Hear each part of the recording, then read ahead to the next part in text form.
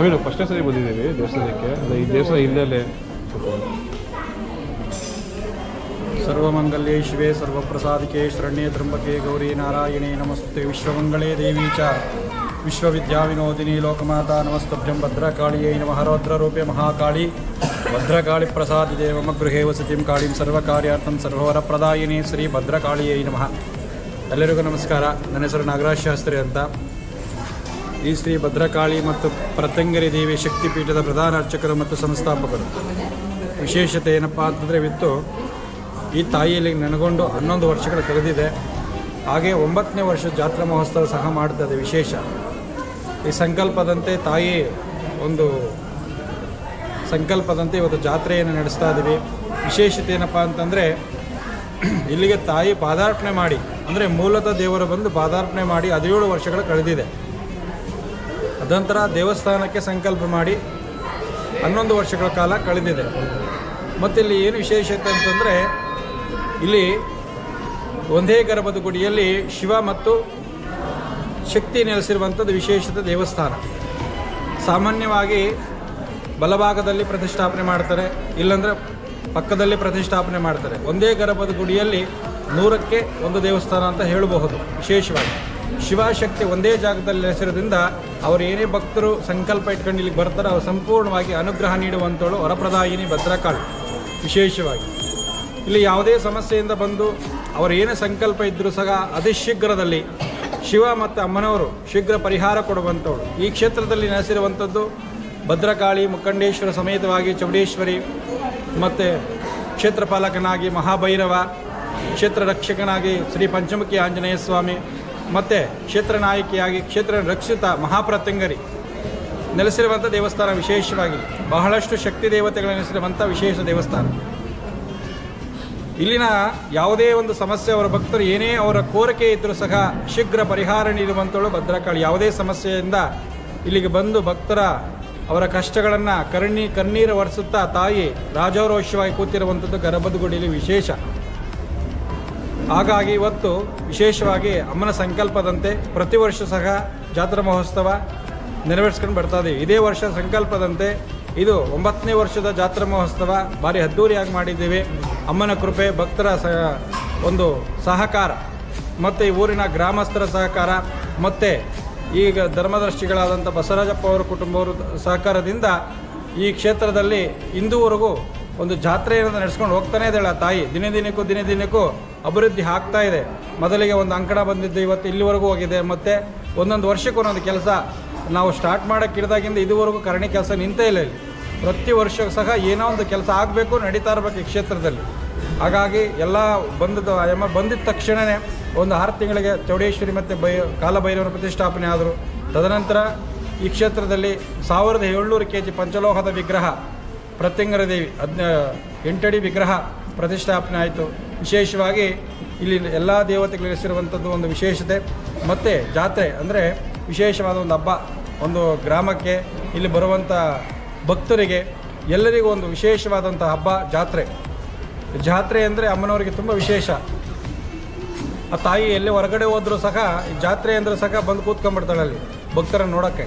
ಈ ಜಾತ್ರೆ ಅಂದರೆ ಅಮ್ಮನಿಗೆ ಏನೋ ಒಂಥರ ಖುಷಿ, ಒಂದು ಮುಖದಲ್ಲಿ ತೇಜಸ್ಸು, ಆ ಕಳೆ ಬರ, ಒಂದು ವಿಶೇಷವಾಗಿ ತಮಟೆ ವಾದ್ಯ ಮತ್ತು ಸಾಂಸ್ಕೃತಿಕ ಕಾರ್ಯಕ್ರಮ ನೋಡೋಕ್ಕೆ ಎಲ್ಲೇ ಇದ್ದರೂ ಸಹ ಬಂದು ಆ ಕ್ಷೇತ್ರದಲ್ಲಿ ನೆನೆಸ್ಕೊಂಡು ಬಿಡ್ತಾಳೆ 3 ದಿವಸ. ಎಲ್ಲೂ ಹೋಗಲ್ಲ ತಾಯಿ. ಈ ಜಾತ್ರೆ ಅನ್ನೋದು ನಾಡ ಹಬ್ಬ ಥರ ನಮಗೆ ವಿಶೇಷವಾಗಿ. ಪ್ರತಿ ವರ್ಷ ಸಹ ಜನ ಹೆಚ್ಚುತ್ತಾ ಇದ್ದಾರೆ. ಪ್ರತಿ ವರ್ಷದ ಒಂದು ಕಾರ್ಯಕ್ರಮಗಳು ಹೆಚ್ಚುತ್ತಾ ಇದೆ. ಪ್ರತಿ ವರ್ಷವೂ ಒಳ್ಳೆಯಲ್ಲೇ ಆ ಜಾತ್ರಾ ಮಹೋತ್ಸವ ನಡೆಸ್ತಾ ಇದ್ದೀವಿ. ವಿಶೇಷವಾಗಿ ಅಂತ ಜಾತ್ರಾ ಮಹೋತ್ಸವ 9ನೇ ವರ್ಷ ಜಾತ್ರಾ ಮಹೋತ್ಸವ 4 ದಿನ, ಇದರ 3ನೇ ದಿನ ನಡೀತಾ ಇದೆ. ಮೊದಲನೇ ದಿವಸ ಪ್ರಾರಂಭ ದಿವಸ ಪೂಜೆಗಳೆಲ್ಲ ಆಯಿತು. ಮತ್ತು ಶನಿವಾರ ಹೋಮಗಳೆಲ್ಲ ಮುಗಿಯಿತು. ಇವತ್ತು ಜಾತ್ರಾ ಮಹೋತ್ಸವ, ಅಮ್ಮನವರ ರಥೋತ್ಸವ ಮತ್ತು ಚೌಡೇಶ್ವರಿ ಮತ್ತು ಕಾಲಭೈರವರ ರಥೋತ್ಸವ. ನಾಳೆ ಬೆಳಗ್ಗೆ ಅಮ್ಮನವರಿಗೆ ಉಯ್ಯಾಲ ಸೇವೆ, ಹೊಸಕೆ ಸೇವೆ ಇರ್ತದೆ. ಮತ್ತು ಸಂಜೆ ಅಗ್ನಿಗೊಂಡ ಪ್ರವೇಶ ಇರ್ತದೆ ಅಮ್ಮನವ್ರನ್ನ ಎತ್ಕೊಂಡು. ಹಾಗೆ ನಾಳೆ ಸಾಯಂಕಾಲ 6 ಗಂಟೆಗೆ ಮಹಾಮಂಗಳಾರತಿ ಇರ್ತದೆ. ತದನಂತರ ಜಾತ್ರೆಗೆ ಒಂದು ಮುಕ್ತಾಯ ಅಂತ ಕೊಡೋದು. ಎಲ್ಲರೂ ಬನ್ನಿ, ಅಮ್ಮನ ಕೃಪೆಗೆ ಪಾತ್ರರಾಗಿ, ಎಲ್ಲರಿಗೂ ಒಳ್ಳೆಯದಾಗಲಿ. ಎಲ್ಲರಿಗೂ ಆ ತಾಯಿ ಒಳ್ಳೇದು ಮಾಡ್ತಾಳೆ. ಎಲ್ರಿಗೂ ಒಳ್ಳೆಯದಾಗಲಿ. ಜೈ ಭದ್ರಕಾಳಿ. ಇಲ್ಲಿನ ವಿಶೇಷತೆ ಏನಪ್ಪ ಅಂತಂದರೆ, ಕ್ಷೇತ್ರದಲ್ಲಿ ಒಂದೊಂದು ವಿಶೇಷತೆ ಇರ್ತದೆ. ಇಲ್ಲಿನ ವಿಶೇಷತೆ ಏನಂದರೆ, ಭಕ್ತರ ಸಮಸ್ಯೆಗಳ ತಕ್ಕಂಗೆ ಕಾಣಿಕೆ ರೂಪದಲ್ಲಿ ಹರಕೆ ಕಟ್ಟುವಂಥದ್ದು ವಿಶೇಷ ಈ ಕ್ಷೇತ್ರದಲ್ಲಿ. ಅವರು ಏನೇ ಸಮಸ್ಯೆ ಇದ್ದರೂ ಸಹ ಆ ಸಮಸ್ಯೆಗೆ ಒಂದೊಂದು ಕಾಣಿಕೆ ರೂಪದಲ್ಲಿ ಕಟ್ಟಿ 5 ವಾರ ಸೇವೆ ಮಾಡುವಂಥದ್ದು ವಿಶೇಷ. 3 ವಾರ ಕುಂಬಳಕಾಯಿ ಹಚ್ಚುವಂಥದ್ದು, 4ನೇ ವಾರ ನಿಂಬೆಹಣ್ಣು ಮತ್ತು 5ನೇ ವಾರ ಬೆಲ್ಲದ ದೀಪ ಹಚ್ಚುವಂಥದ್ದು ವಿಶೇಷ ಇಲ್ಲಿ. ಮತ್ತು ವಿಶೇಷವಾಗಿ ಹುಣ್ಣಿಮೆ ಮತ್ತು ಅಮಾವಾಸ್ಯೆಗೆ ಮಹಾಪ್ರತ್ಯಂಗರಿ ಯಾಗ. ಪ್ರತ್ಯಂಗರಿ ಅಂತಂದರೆ ಎಲ್ಲ ಬಾಧೆಗಳನ್ನು ಪರಿಹಾರ ಮಾಡಿ ಮಾಟ ಮಂತ್ರಗಳ ತಾಂತ್ರಿಕ ವಿದ್ಯೆಗಳಿಂದ ದೂರ ಸರಿಯುವಂಥದ್ದು ಮಹಾಪ್ರತ್ಯಂಗರಿ ದೇವಿ. ವಿಶೇಷವಾಗಿ ಕಲಿಯುಗದಲ್ಲಿ ಅಧಿದೇವತಾಗಿ ನೆಲೆಸಿರುವಂಥ ಮಹಾಪ್ರತ್ಯಂಗರಿ ಅಂದರೆ ಉಗ್ರ ರೂಪ. ಪ್ರತ್ಯಂಗರಿ ಅಂತಂದರೆ ಒಂದು ಉಗ್ರ ರೂಪ. ಸಾಮಾನ್ಯವಾಗಿ ಅತಿ ಹೆಚ್ಚಾಗಿ ಆ ಕ್ಷೇತ್ರಗಳು ಕಡಿಮೆ, ಪ್ರತ್ಯಂಗರಿ ದೇವಿಯ ಒಂದು ಕ್ಷೇತ್ರಗಳು ಕಡಿಮೆ. ಅವರ ಆರಾಧನೆ ಯಾರೂ ಮಾಡಲ್ಲ ಬೈಕೆ. ಅವರು ಒಲಿದ್ರೆ ಮನೆ ಬಂಗಾರ, ಒಲಿಲ್ಲ ಅಂದರೆ ಉರುಮಾರಿ. ಹಾಗಾಗಿ ವಿಶೇಷತೆ ಏನಮ್ಮ ಅಂತಂದರೆ ಎಲ್ಲ ದೇವಾನುದೇವತೆಗಳಿಗೆ ನಾವು ವನಸರಿಯಿಂದ ಪೂರ್ಣಾವತಿ ಕೊಟ್ಟರೆ ಆ ತಾಯಿಗೆ ಒಣಮೆಣಸಿನಕಾಯಿ ಮಾಡುವಂಥದ್ದು ವಿಶೇಷ ಇಲ್ಲಿ ಪ್ರತ್ಯಂಗರಿ ಹೋಮಕ್ಕೆ. ಪ್ರತಿ ಅಮಾವಾಸ್ಯೆಗೆ ಸಂಜೆ 6 ಗಂಟೆಗೆ ಪ್ರಾರಂಭ ಆಗ್ತದೆ. ಆ ವಿಶೇಷತೆ ಅಮಾವಾಸ್ಯೆ ಅಂತಂದರೆ ಮನುಷ್ಯನ ಜೀವನದಲ್ಲಿ ಬರುವಂಥ ಕಷ್ಟಗಳ ಶೀಘ್ರ ಪರಿಹಾರ ನೀಡುವಂಥಳು ಮಹಾಪ್ರತ್ಯಂಗರಿ ದೇವಿ. ಆ ಮೆಣಸು ಮತ್ತು ಉಪ್ಪು, ಕರಿಹೆಳ್ಳು ಮತ್ತು ಬಿಳಿ ಸಾಸಿವೆ ಮತ್ತು ಮೆಣಸು ಇವುಗಳಂತಂದರೆ ಮೆಣಸಿನಕಾಯಿ ಅಂತಂದರೆ ಮಹಾವೀರಭದ್ರ ಸ್ವಾಮಿ ಸ್ವರೂಪ. ಅಂದರೆ ನಮಗೇನೇ ದೃಷ್ಟಿದೋಷ ಆಗಿದ್ದರೂ ಸಹ ಆ ಮೆಣಸಿನಕಾಯಿ ಸಿಡ್ದಂಗೆ ಎಲ್ಲ ಥರ ಸಮಸ್ಯೆಗಳ ಪರಿಹಾರ ಆಗೋಂಥದ್ದು. ಮತ್ತು ಉಪ್ಪು ಅಕಾಲ ಮೃತ್ಯು ಅಂದರೆ ಉಪ್ಪು ಅಂದರೆ ಮೃತ್ಯುಂಜಯನು. ನಮ್ಮದು ಯಾವುದೇ ಅಕಾಲ ಮೃತ್ಯು ಮಧ್ಯದಲ್ಲಿ ಬರುವಂಥ ಮೃತ್ಯುಗಂಡಗಳನ್ನು ಪರಿಹಾರ ಮಾಡುವಂಥದ್ದು ಉಪ್ಪು. ಮತ್ತು ಬಿಳಿ ಸಾಸಿವೆ ನಮಗೆ ಯಾವುದೇ ದೃಷ್ಟಿದೋಷಗಳಾಗಿದ್ದರೂ ಸಹ ಆ ಸಾಸಿವೆ ಸಿಡಿದಂಗೆ ಎಲ್ಲ ದೃಷ್ಟಿದೋಷಗಳು ಸಹ ಪರಿಹಾರ ಆಗ್ತದೆ. ಮತ್ತು ಕರಿಹೆಳ್ಳು ಸ್ವರೂಪ ಬಂದು ಮಹಾತ್ಮನು ಶನಿಮಹಾತ್ಮನು. ಅವನ ಕರ್ಮಗಳ ಫಲಕ್ಕೆ ಕೊಡುವಂಥವನು ಮಹಾಮಹಾತ್ಮನು. ಆ ತಾಯಿಗೆ ಅರ್ಪಣೆ ಮಾಡಿದ್ರೆ ಅವನೇನೇ ಕರ್ಮ ಮಾಡಿದರೂ ಸಹ ಪರಿಹಾರ ಆಗ್ತದೆ.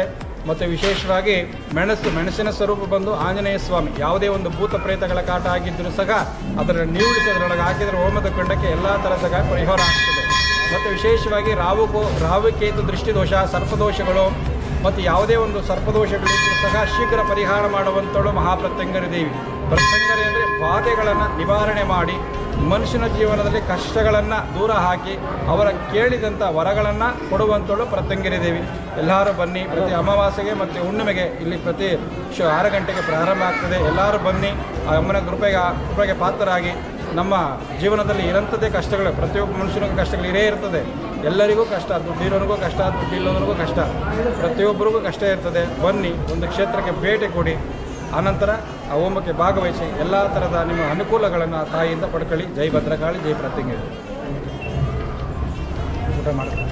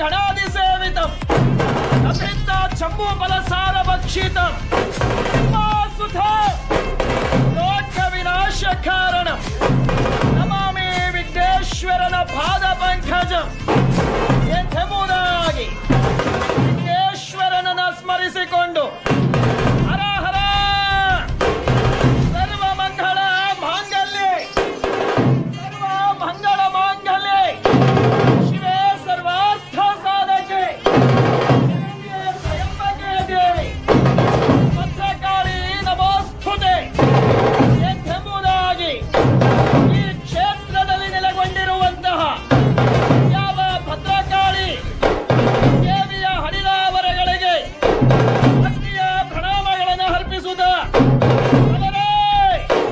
ಇಂದಪ್ಪ ತಾಯಿ ಜಗನ್ಮಾತೆ ಇಲ್ಲಿ ಬಂದಂತಹ ಭಕ್ತರಿಗೆ ಬೇಡಿದ ಕೋರಿದ ಇಷ್ಟಾರ್ಥಗಳನ್ನು ಕೊಡುವಂತಹ ತಾಯಿ ಜಗದೀಶ್ವರಿ ರಕ್ಷಕೆ ಮಹಾಕಾಳಿ ಭದ್ರಕಾಳಿಯನ್ನ ಸ್ಮರಿಸಿಕೊಂಡು ಹರ ಯಾವ ನಮ್ಮಯ್ಯ ಹೊರಗುರು ವೀರಭದ್ರೇಶ್ವರ ತಾಯಿ ಜಗನ್ಮಾತೆಯನ್ನ ಸ್ಮರಿಸಿಕೊಂಡು ಅಮರು ತಮರು ಶಾಕಿನಿ ಡಾಕಿನಿ ರಿಂಡ ಮಾಳಿಗಳ ಕಾಳಿಯ ಭದ್ರಕಾಳಿ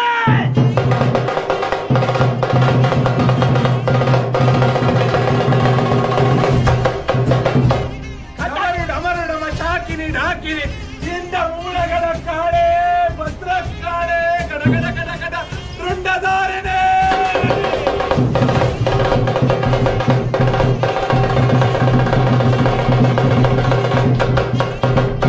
ಎಂಬುದಾಗಿ ಜಗನ್ಮಾತೆಯನ್ನು ಸ್ಮರಿಸಿಕೊಂಡು